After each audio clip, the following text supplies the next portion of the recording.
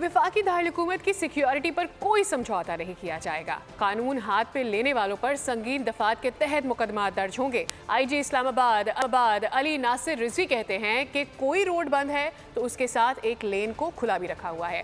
Islamabad airport आने जाने वाले रास्ते भी खुले हैं। सिक्योरिटी प्लान का मकसद आवाम के जान माल की हिफाजत करना है। इस्लामाबाद हाई कोर्ट का फैसला सबके सामने है। किसी के पास असलहा या ममनुआ चीज होगी तो उसके खिलाफ कार्रवाई करेंगे।